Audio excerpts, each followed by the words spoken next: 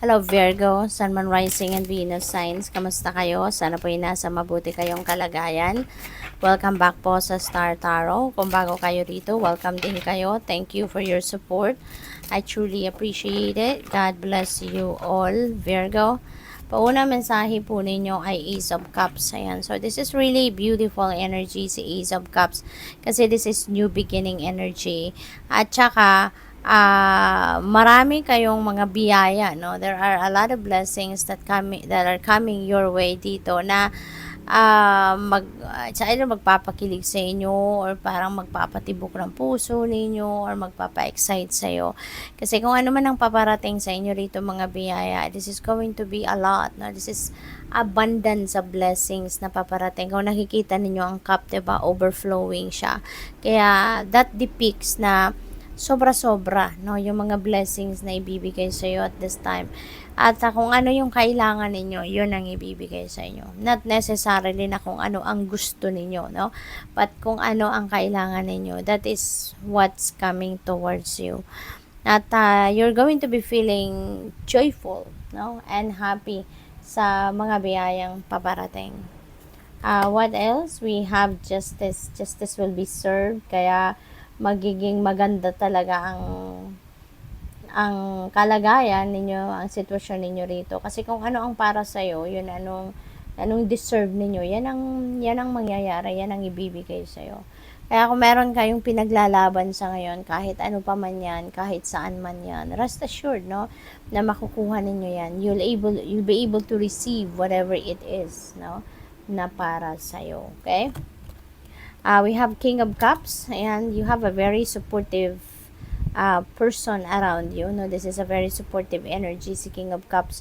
Baka dad mo to, no? Or uncle mo, or father archetype. Ito, father figure ninyo na tinuturing na very supportive of you, no? Napakabait ng taong ito, very diplomatic, napakakalmado, friendly, tawag dito, napaka-pasensyoso, napaka-intuitive and sensitive din niya, napakagaling din itong magbigay ng advice, napakagaling makinig, 'di ba? So this person is around you, no? Nandito malapit lang ito sa puso ninyo na taong ito, and you are lucky, no? Kasi you have that kind of person na very supportive of you, ano man ang inyong pinagdadaanan. We have judgment. There is a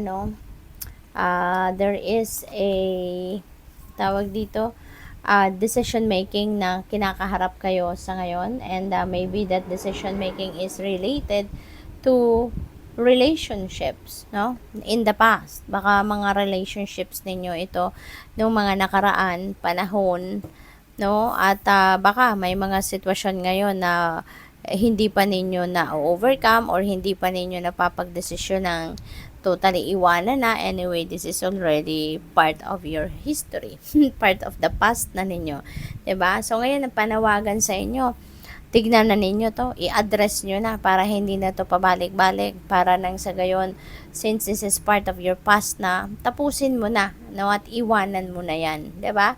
At yan ay nakaraan na. So, wag nang pabalik-balik pa sa sitwasyon na yan. Okay? So, it's time to let go.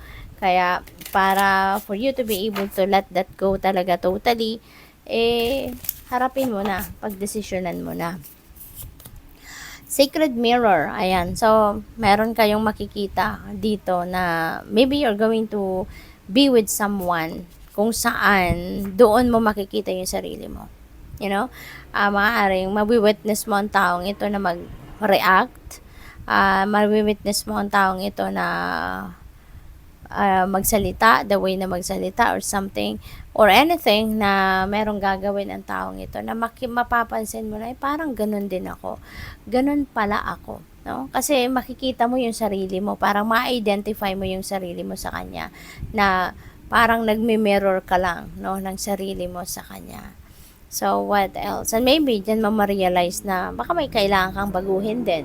'Di ba? Kasi, makikita mo, ma-judge mo yung sarili mo. 'Di ba? Na ganun ka pala magsalita, ganun ka pala the way magtrato ng mga tao, yung mga ganun ba? Creator water. Ayan. So, ang iba sa inyo siguro dito, hindi mo masyado na i-express yung sarili mo. Kaya you're being invited here to express your feelings and emotions, express your thoughts, put them into words para lang sa gayon, maaano mo, may express mo yung sarili mo at may paparating mo sa tao kung ano yung dapat nilang malaman, 'di ba? Na nararamdaman mo. Yung ganun. Kaya importante, no, Virgo, na be honest, no, with yourself. Be honest sa mga nararamdaman ninyo. Okay? What else? We have shift the way to new potential. Ayan. So, maging ano kayo. Baka ano to. Baka meron kayong mga negative thoughts, feelings, and emotions na nararamdaman.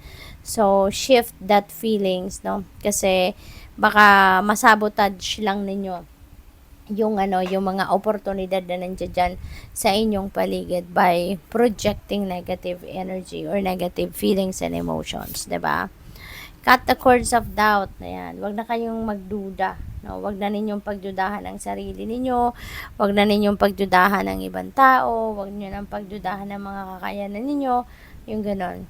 No, anything or towards anyone or anything, no, yung pagdududang yan, that's not going to help you na maging healthy ang inyong relationship.